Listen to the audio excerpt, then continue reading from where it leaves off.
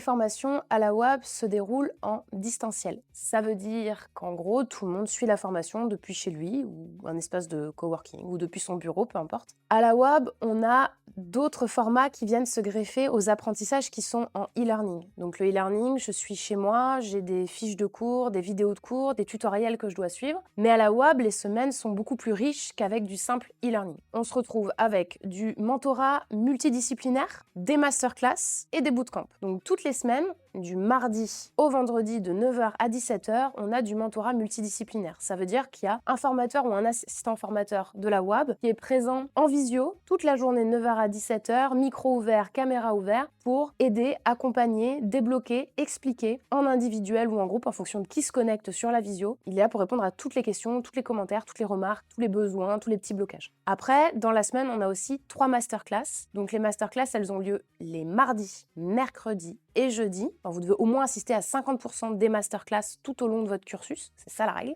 Chaque masterclass a une thématique principale, donc ça va être soit de la stratégie web marketing digital, soit de l'intégration du développement web, soit du graphisme design vidéo. Elle dure 3 heures, c'est plutôt le matin. Et là, on va venir approfondir des sujets, approfondir des connaissances, approfondir l'utilisation de certaines fonctionnalités sur des logiciels. Et là, on est en groupe et on peut partir en session questions-réponses, on peut venir regarder, faire même avec un formateur ou un assistant formateur un projet qu'il a au réel. Et à la WAB, on essaie d'avoir des invités assez régulièrement sur nos masterclass pour aller sur des sujets peut-être qu'à l'interne, on adore mais qu'on maîtrise peut-être un poil moins que l'expert pur et dur en la matière. Donc on a aussi certains invités sur ce format-là. Et enfin, on a 2 bootcamps, donc un par semestre, qui eux se déroulent sur une semaine. C'est multicursus, c'est toutes promos confondues. Et là, on va poncer un sujet de A à Z en le prenant sous tous les angles pour se mettre en conditions réelles, en mode compétition, comme on peut le retrouver dans le monde du travail. Ça permet aussi à ce moment-là de vraiment se challenger, de travailler avec des gens qu'on n'a pas croisés tout au long de sa formation.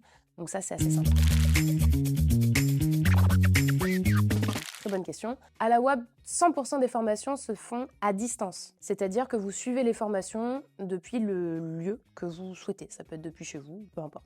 100% distanciel, ça ne veut pas dire 100% e-learning. À la WAB, on ne propose pas des formations qui sont 100% e-learning. Le e-learning, c'est super, on en propose, on en a. C'est-à-dire que tous nos supports de cours, la théorie sont proposés en e-learning avec des fiches de cours, des vidéos, des tutoriels, des quiz. Mais on ne se limite pas à ça, on ne fait pas que ça parce que nous, ce qui compte pour nous, c'est aussi le fait d'être une promotion, d'être en groupe, de contact humain qu'on va avoir entre apprenants, formateurs, entre apprenants entre eux, entre cursus, entre types de formation. Et donc, c'est pour ça qu'on ne fait pas que du e-learning. 100% distanciel, mais pas 100% e-learning. Non. Effectivement, on peut avoir cette appréhension-là quand on fait du distanciel, quand il y a une partie d'e-learning, mais vraiment, comme je le disais précédemment, il fait tout pour qu'il n'y ait pas de solitude vécue pendant la formation, qu'elle dure une semaine, qu'elle dure 1 an, même qu'elle dure 2 ans. On a tout fait pour faire communauté, pour avoir cet effet promotion, cet effet groupe. À la WAB, on utilise Discord tous les jours de la semaine. On a même des serveurs entre élèves qui fonctionnent pendant les week-ends. On essaie aussi de mettre en place des événements entre l'école, les apprenants qui sont en dehors même des cours sur les soirées. On a tous les formats qui sont en synchrone. Donc le mentorat multidisciplinaire, les masterclass, les bootcamps qui permettent vraiment d'échanger, d'être en cohésion avec tout le monde. Donc non, vraiment, on n'est pas tout seul quand on suit une formation à la WAB. On n'est pas tout seul chez soi à suivre ses cours. C'est vraiment plus que ça.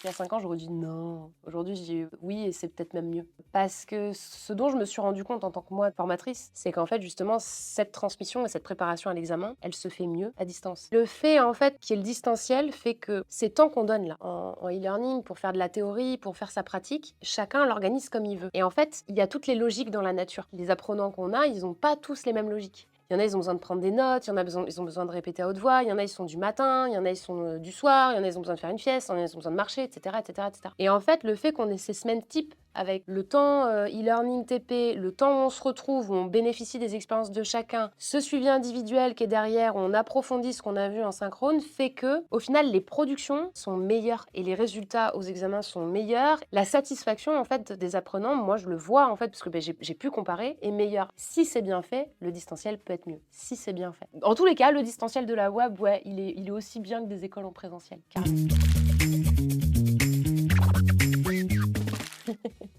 Demander à un aveugle s'il veut voir.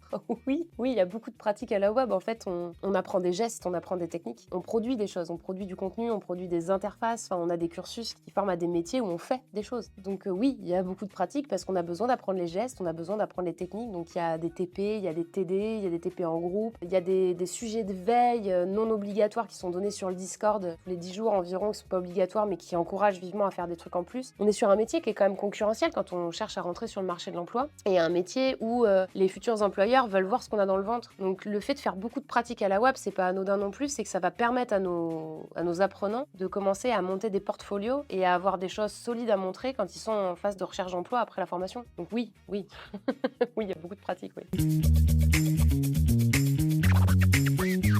Il y a plusieurs qualités pour travailler dans le milieu du digital qu'il faut avoir. Classement, top 5. Premier, la curiosité, assurément. Si on n'est pas curieux, on est mort. Parce que ce sont des métiers qui évoluent tout le temps.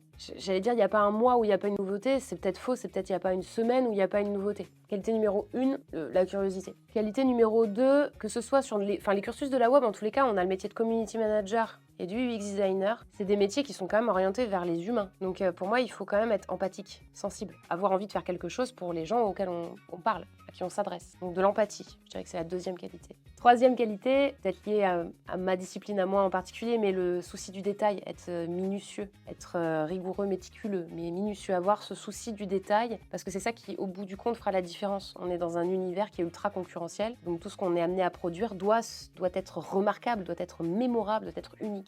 Donc il faut ce souci du détail et cette empathie et cette curiosité. Je crois que c'est 3 belles qualités là déjà qu'il faut avoir. 3 c'est bien, ouais, 3 c'est bien.